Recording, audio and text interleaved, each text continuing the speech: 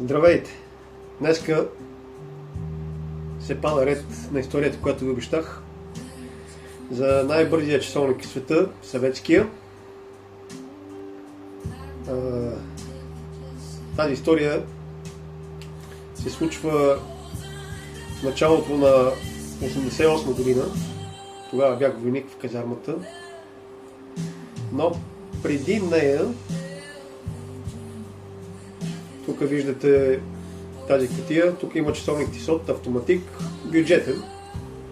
1100 лева струва, не от скъпите за този клас часовници. От ефтините аз носа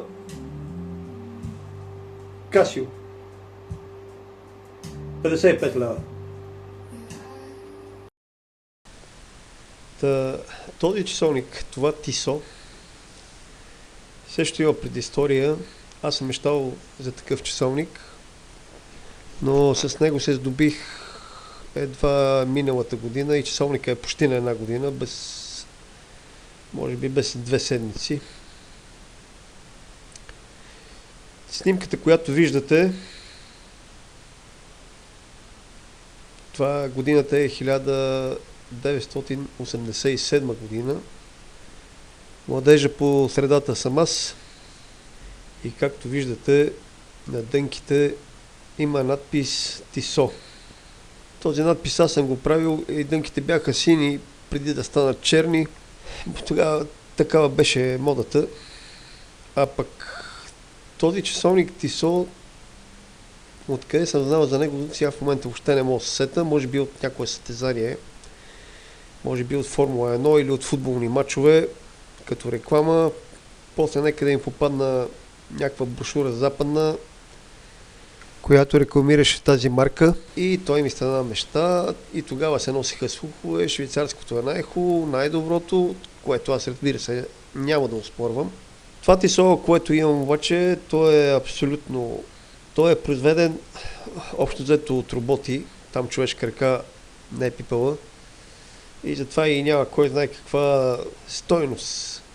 Хубав е часовника, не се оспорва, машините работят по-добре даже от хората, но ръчната изработка си е ръчна изработка.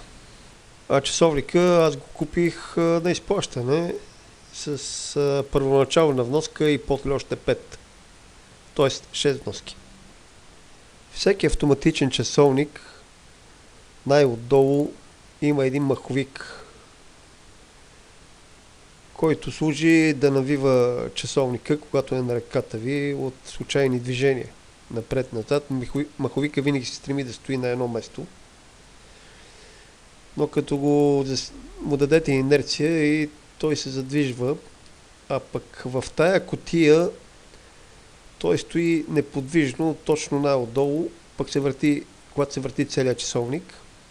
И по този начин, това е и основната функция на кутията, освен да изглежда хубаво, красиво часовника, да навива пружината. Другото, което трябва да знаете, че механичните часовници най-добре работят, когато са неподвижни или пък в такава кутия. В кутията също има съвсем незначителни отклонения, но когато е неподвижен часовника, върви изключително точно, докато когато е на ръката, върху баланса и цялата механика на часовника влияят всякакви инерциални сили и това го прави по-неточен. При кварцовите този проблем го няма. Това е Casio, 55 лева. Много точен беше първите 6 месеца. За 6 месеца избърза с 2 секунди. Но след това нещо му стана. Не знам дали не беше от една машина, с която картих бетон, той беше тогава на ръката ми. Но и сега нещата не са много зле. Горе-долу секунда на месец дава отклонение. И сега вече трябва да ви разкажа обещаната история. Значи 1988 година аз съм вече в казармата и бех изкарал няколко месеца служба, когато един много близък мой роднина ми подари полет като този на снимката, т.е. не съвсем като този на снимката, визуално беше като този на снимката, но беше автоматичен. С 23 камъка, не 17. И беше много красив часовник, аз много харесвах. Постоянно очите ми беха в него. Всяка вечер го свирявах, той изоставаше или избърдваше с 5-6 секунди. Все пак механика и на ръката ми. Като е, но забележително точен за съветски часовник. Обаче в казармата имаше един чит, който имаше Ориент. Като този на снимката. И той постоянно ме базикаше, че понеже имам съветски часовник, полета, той беше за износ, между прочим. Часовникът е бил предназначен за Франция. Но това няма значение. От оригиналите ги различава, т.е. от вътрешния пазар ги различава само надписа. Даже слуховете, че за износ били по-качествени и били под по-сериозен контрол, са силно преувеличени, няма такова нещо. Каквито са били за вътрешния, такива са били и за външния, разликата е само в надписа. Та този човек с Ориента, той имаше Ориент, тогава беше много моден часовник и много скъп. Това, примерно, за мен нямаше да е постижимо. Постоянно ме базикаше и само, нали, като ми казваше, ти имаш най-бързия часовник в света, ти имаш най-бързия часовник в света.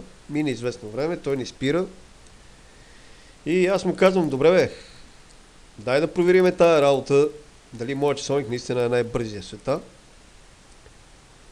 Да вземеме, примерно вечер 8 без 5,